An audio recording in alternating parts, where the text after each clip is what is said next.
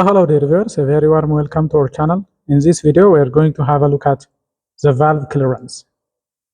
The valve clearance, also known as the valve lash, refers to the small gap or space between the camshaft and the valve stem in an engine with an overhead cam, or it is a gap between the rocker arm, right here, the gap between the rocker arm and the valve tip in a pushrod type configuration. For example, this engine is a pushrod type configuration, so there is a gap between the valve tip and the rocker arm. This gap is called the valve clearance. It's also known as the valve lash. The valve lash is usually at its maximum when the engine is at the end of compression stroke and the piston is near TDC. This is when the engine is ready to receive a spark and ignite. During the end of compression, both valves, both intake and exhaust valves will remain closed, and that is when the maximum valve clearance is obtained. So every time whenever you're planning to adjust valve clearance, make sure that the valve is fully closed and make sure that the clearance is at its maximum position. That usually happens at the end of compression stroke when the piston is near TDC. In an internal combustion engine, the camshaft opens and closes the intake and exhaust valve in order to allow air-fuel mixture to be admitted into the cylinder and exhaust gas to be removed from the cylinder after combustion has taken place. In order to facilitate that, this valve, the intake and the exhaust valve, they have to be perfectly closed. Right here there is a valve seat. The valve seat and the valve has to have a perfect seal so that air-fuel mixture can not escape from the cylinder at the end of compression stroke.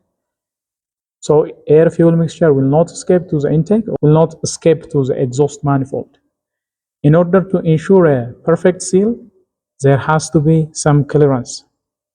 Now, the valve clearance is crucial because it allows for thermal expansion of the valves. During operation, as the engine temperature increases, these valves, they tend to elongate due to thermal expansion.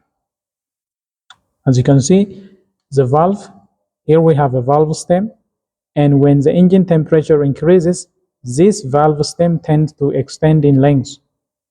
It will tend to expand.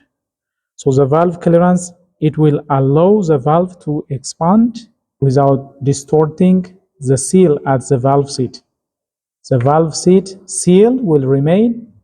The valve will extend and elongate because there is a gap here.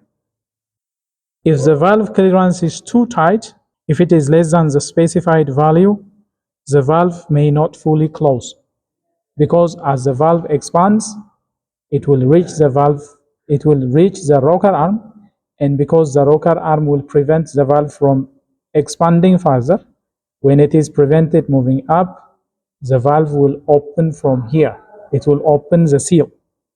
So that will cause poor sealing. The valve may not fully close, leading to poor engine performance, loss of power, and potential damage to the valves or to the camshaft. On the other hand, if the valve clearance is too loose, if it is very wide, that will result in noisy operation.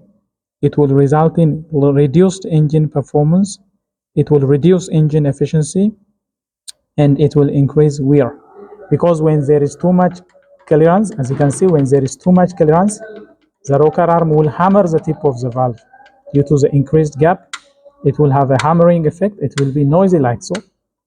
We will have this type of noisy operation, and because of this air gap, because of this wide gap, it will apply impact load on the valve tip, and that will lead to accelerated valve wear. Maintaining the correct valve clearance is therefore very essential for ensuring optimum engine performance, optimum fuel efficiency, and longevity. It is typically required to periodically adjust this valve clearance. As the rocker arm wears, as the valve tip wears, as other valve components and valve train components wear out, this valve clearance will change.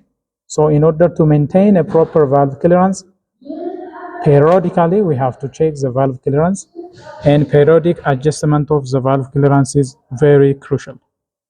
Valve clearance adjustment is typically necessary in engines with mechanical valve lifters of this type, but there are engines with hydraulic valve lifters.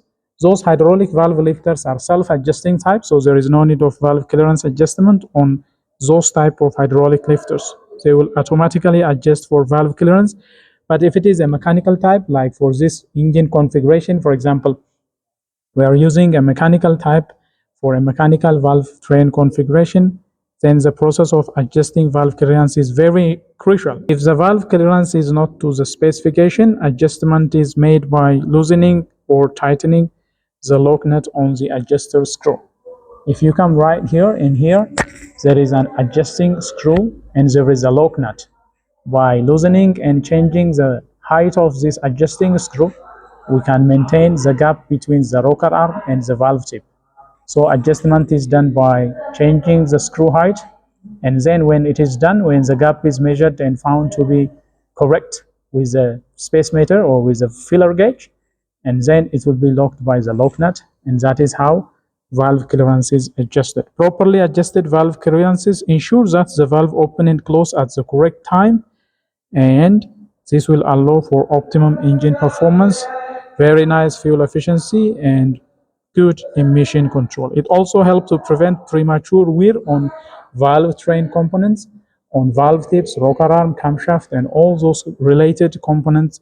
Wear will be minimum if proper valve clearance is adjusted, and it will also ensure quiet operation. If there is excess valve clearance like so, it will become noisy operation. So if you happen to hear noisy operation, especially this hammering and tapping noise coming from the engine, especially from the cylinder head side, that could be an indication of excessive valve clearance.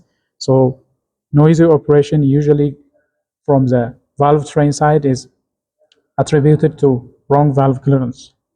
It is important to follow manufacturer's recommended schedule for checking and adjusting valve clearance to prevent potential engine damage and ensure reliable performance. So whenever you do engine valve clearance adjustment, always make sure that the valves are at the end of compression and on the end of compression stroke, ready for power stroke. For example, if you look at this cylinder, for example, this is cylinder number 4 for this particular engine. As you can see, the exhaust valve is closed because we have some gap here.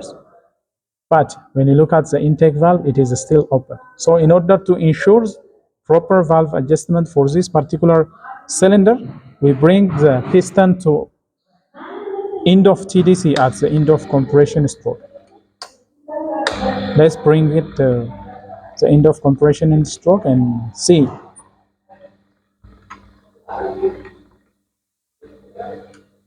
Look, for example, now this cylinder number 4 is now brought to end of compression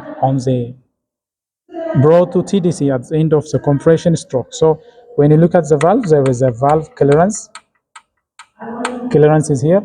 Also for this, there is a clearance. So always make sure that the piston is at end of TDC. If you bring it at the end of TDC and the end of the compression stroke, you can adjust both the intake and the exhaust. This one is the exhaust and this one is the intake for this particular engine. And by doing so, by manually rotating the engine in order to bring each cylinder to TDC at the end of compression stroke, valve clearance can be nicely adjusted. In another video, we will see how the valve clearance can be adjusted. This is all we have for you in this presentation. If you like this video, please smash the like button. If you are new here, do consider subscribing and turn on notifications so that you will be notified whenever we come up with another video. Until then, stay safe.